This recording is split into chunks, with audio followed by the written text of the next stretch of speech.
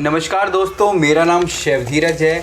आज हम लोग बात करने वाले हैं होम बेस्ड क्लाउड किचन की, कि आप घर से किस प्रकार से अपने क्लाउड किचन को स्टार्ट कर सकते हैं और आपको किन किन बातों का ज़रूरी ध्यान यहाँ पे रखना पड़ता है। हम यहाँ पे किसी भी प्रकार के कॉमर्शियल किचन की नहीं बात कर रहे हैं, क्योंकि कॉमर्शियल किचन एक कम्प्लीटली डिफरेंट होता है और उसको हम लोग कंपेयर नहीं कर सकते घर के किचन से। ना हम ये सोच सकते हैं कि जितना कि हम एक कॉमर्शियल किचन से कमा सकते हैं उतना कि हम एक घर से काम करने वाले किचन से। तो यही सारी चीज़ें मैं आपको समझाने वाला हूँ। यहाँ पे मैं आपको 3 एग्जांपल्स भी देने वाला हूँ जो कि मेरे क्लाउड किचन कोर्सेज़ के जो मेंबर्स हैं, जिन्होंने कि इनरोल कर रखा है मुझे, और उनके अभी जो घर से ही वो अपने काम कर रहे हैं। तो चलिए, सबसे पहले मैं आपको ये समझाऊंगा यहाँ पे कि किस प्रकार के 2 अलग अलग मॉडल होते हैं जबकि हम लोग काम करते हैं अपने घर से। पहला मॉडल होता है जिसमें कि हम लोग aggregator Swiggy, Zomato, magic pin या फिर किसी और प्रकार के लोकल ऐप होते हैं उनके थ्रू काम करते हैं। दूसरा, यहाँ हम लोग काम करते हैं अपनी खुद की आइडेंटिटी क्रिएट करके, जैसे कि हमारी टिफ़िन सर्विसेज हो गया, या कोई आप बेकरी पेस्ट्री शॉप चला रहे हैं, या घर से ही बना के अपना जो भी आपको आता है वो खाना आप बेच रहे हैं। तो ये 2 मॉडल कॉमनली हमारे क्लाउड किचन के अंदर, होम बेस्ड क्लाउड किचन के अंदर होते हैं। उसके बाद यहाँ पे जो मैंने 3 एग्जाम्पल की बात करी, सबसे पहला एग्जाम्पल मैं देने वाला हूँ द केक किचन का। जो इसकी ऑनर है वो एक लेडी हैं, उनका नाम है कंचन राज। ये एक शेफ़ हैं। ये एक बेकरी पेस्ट्री की शेफ़ थी। इससे पहले ये जॉब करती थी, पर अब ये अपने घर से ही काम करती है। इवन शेफ़ विकास खन्ना ने इन्हें अवार्ड भी दिया है। इनके जो वेंचर का नाम है द केक किचन है। अब यहाँ पे ये जो काम करती हैं, ये स्विगी जोमेटो के साथ इनका कोई अभी टाई अप्स नहीं है।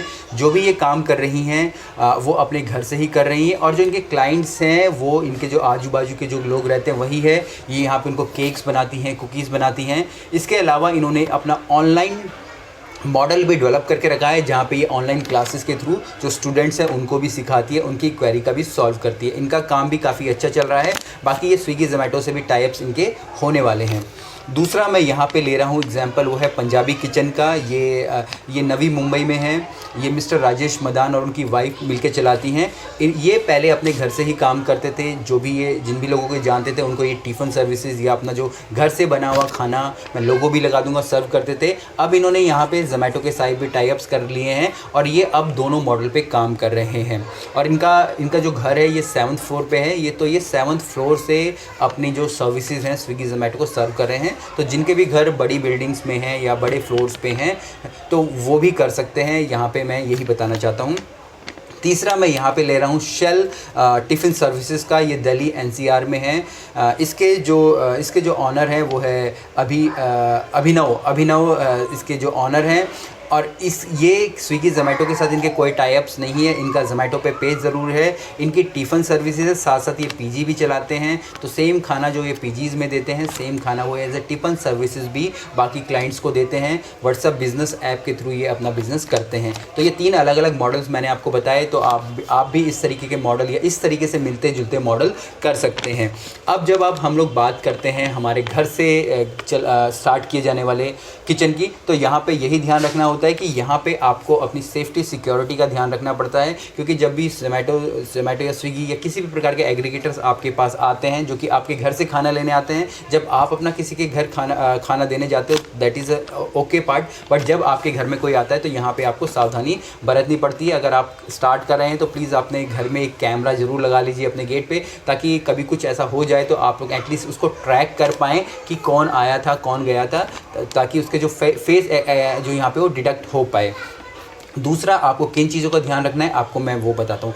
सबसे पहले यहाँ आप ऐसा खाना रखिए जो कि आप खुद बना सकते हैं। आप ये मत सोचिए कि घर में जहाँ आप लोग रह रहे हो आप किसी दूसरे को हायर करके खाना बना लेंगे और उसको आप स्विगी जोमेटो पे सेल करेंगे और आपको बहुत ज़्यादा बेनिफिट होगा। ऐसा कुछ भी नहीं होगा। कॉमर्शियल किचन होता है। जब आप घर से काम कर रहे हो तो आपको ऐसा ही खाना चुनना चाहिए जो कि आप खुद बनाएं, तभी आपको यहाँ पे प्रॉफिट होगा, तभी आप यहाँ पे अपनी जो कॉस्ट है मैन पावर की कॉस्ट कम कर पाएंगे।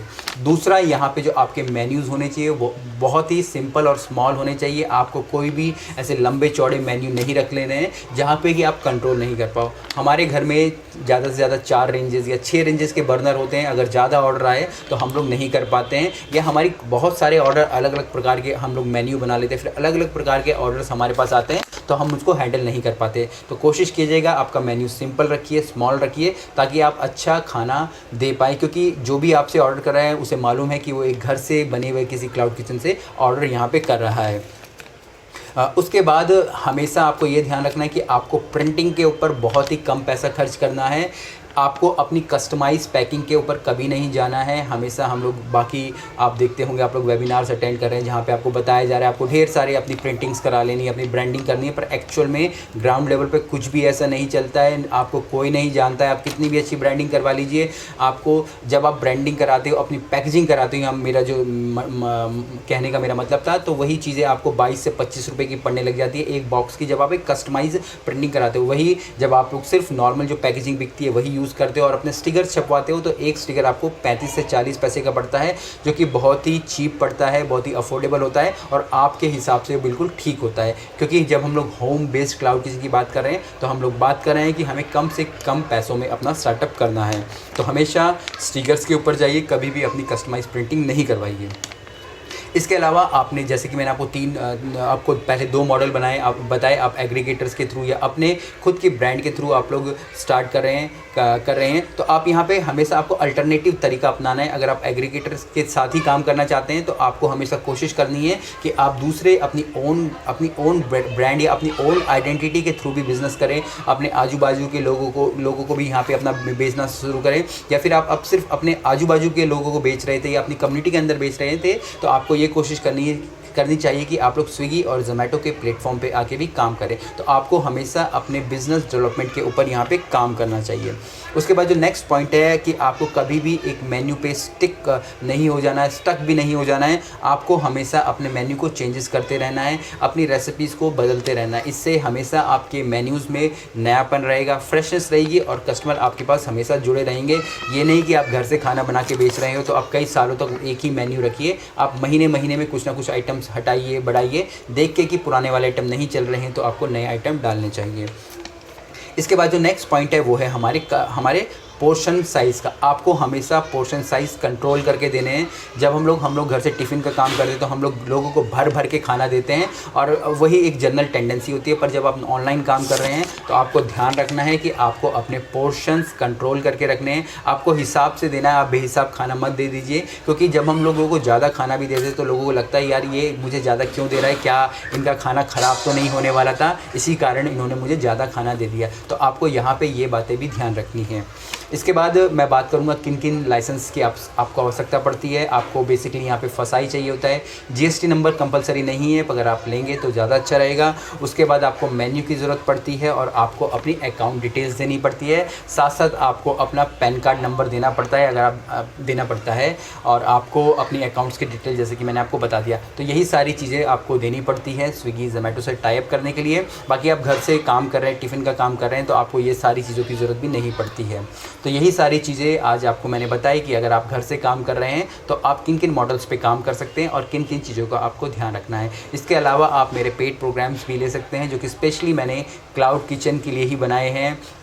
या आप घर से काम कर रहे हैं तो स्पेशली मैंने जो कि क्लाउड किचन जो घर से स्टार्ट करना चाहते हैं उनके लिए भी बनाए हैं, आप उन्हें भी ले सकते हैं। उम्मीद करता हूँ ये वीडियो आपको अच्छी लगी होगी। तो चलिए फिर मिलेंगे एक नई वीडियो में, तब तक के लिए जय हिंद।